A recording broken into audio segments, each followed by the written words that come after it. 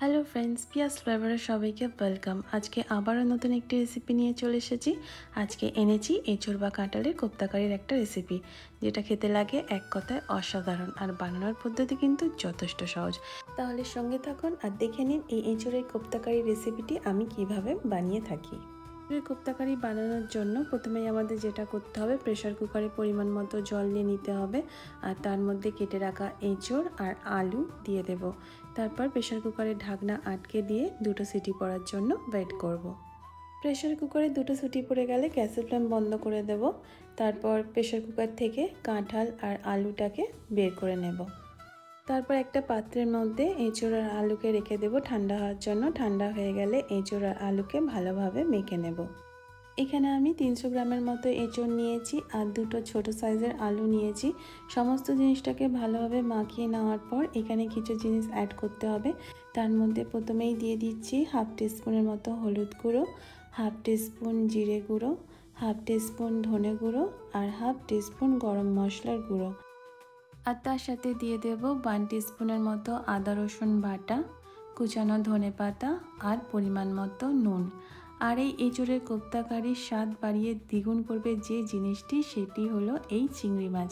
এখানে আমি 100 গ্রামের মতো চিংড়ি মাছ ছোট ছোট করে কেটে এই এঁচোড়ের মধ্যে দিয়ে দেব। তারপরে দিয়ে দেব 2 টেবিল স্পুনের মতো বেসন। 2 টেবিল স্পুনের মতো বেসন দিয়ে সমস্ত জিনিসটাকে ভালোভাবে মাখিয়ে নেব। এই সমস্ত জিনিসটা ভালোভাবে মাখানো হয়ে গেলে হাতের সাহায্যে ছোট ছোট গোল গোল করে এই কোপ্তাগুলোকে গড়ে নেব।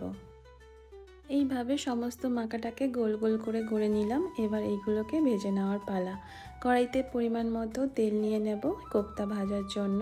এখানে আমি রিফাইন্ড অয়েল ব্যবহার করছি। তেল গরম হলে গড়ে রাখা কোপ্তাগুলোকে লাল লাল করে ভেজে নেব। এই পিঠ ওপিঠ উল্টে পাল্টে কোপ্তাগুলোকে লাল লাল করে ভেজে নেব। তো আমার এখানে কোপ্তাগুলো ভাজা হয়ে গেছে। এইভাবে বাকি কোপ্তাগুলোকেও ভেজে নেব।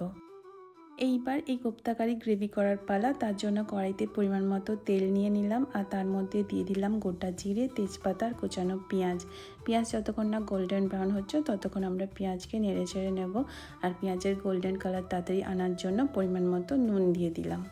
তারপরে 2 টিস্পুনের মতো আদা রসুন বাটা দিয়ে দিলাম। সমস্ত জিনিসটাকে ভালোভাবে ভেজে নেব। তারপরে দিয়ে দেব টমেটো পেস্ট। টমেটো পেস্টকেও ভালোভাবে ভেজে নেব। এবার গুঁড়ো মশলা দিয়ে দেব 1 টিস্পুন হলুদ গুঁড়ো, 1 টিস্পুন ধনে গুঁড়ো, 1 টিস্পুন জিরে গুঁড়ো আর 1 টিস্পুন কাশ্মীরি মির্চ পাউডার। তারপর পরিমাণ মতো জল দিয়ে সমস্ত জিনিসটাকে ভালোভাবে কষিয়ে নেব। মশলা থেকে যখন তেল ছাড়তে শুরু করবে তখন ফ্যাটানো টক দই দিয়ে দেব। আবারও সমস্ত জিনিসটাকে ভালোভাবে কষিয়ে নেব। পরিমাণ মতো চিনিও দিয়ে দেব। তারপর সমস্ত জিনিসটাকে আবারও ভালোভাবে মিশিয়ে নেব। যে যেমন গ্রেভি পছন্দ করবেন সেই অনুযায়ী জল দিয়ে দেবেন। তারপর গ্রেভি ফুটে উঠলে ভেজে রাখা কোপ্তাগুলোকে দিয়ে দেব। কোপ্তাগুলোকে গ্রেভির সাথে কিছুক্ষণের জন্য ফুটিয়ে নেব। তারপর খুন্তির সাহায্যে ভালোভাবে সমস্ত জিনিসটাকে মিশিয়ে দেব। শেষে ধনে পাতা, কাঁচা লঙ্কা মাছ বরাবর চিড়ে দিয়ে দেব। আর দিয়ে দেব গরম মশলা আর ঘি। এই কোপ্তাকারিতে ঘি দিলে স্বাদটা আরও বেড়ে যায়। তো শেষে আমরা ঘি দিয়ে আমাদের রান্না শেষ করব। তো এই কোপ্তাকারি আপনারা বাড়িতে একবার নিশ্চয়ই বানিয়ে দেখবেন, খেতে অসাধারণ লাগে।